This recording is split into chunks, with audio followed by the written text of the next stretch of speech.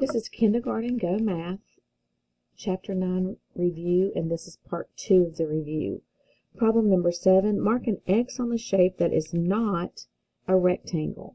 The shape that is not a rectangle is the triangle, so we're going to put an X on that shape.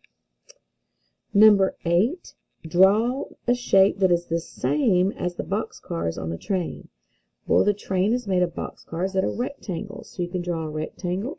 A rectangle has 4 sides and 4 vertices, and the opposite sides are equal. That's a rectangle.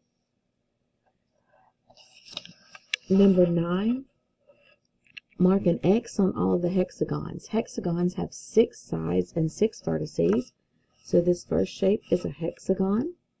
This is a square. This next shape is a hexagon, and that's a triangle.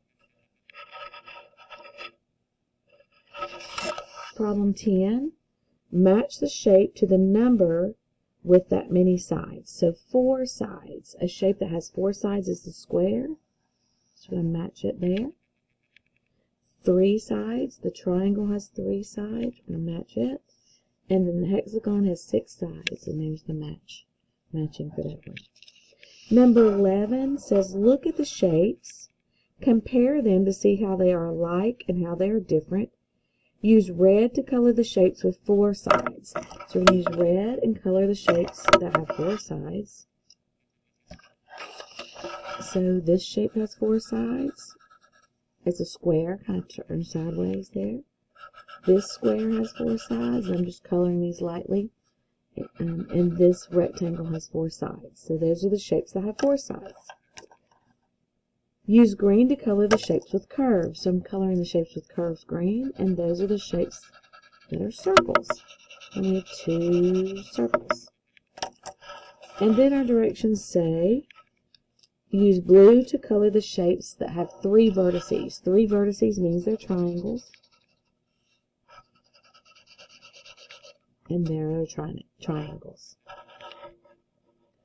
Problem number 12.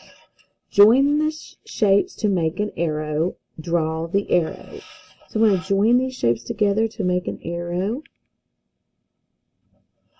So if I want to make an arrow, I could make it in the same direction. I can make a triangle and a rectangle to make an arrow. That's the end of the review for Chapter 9 Go Math for Kindergarten.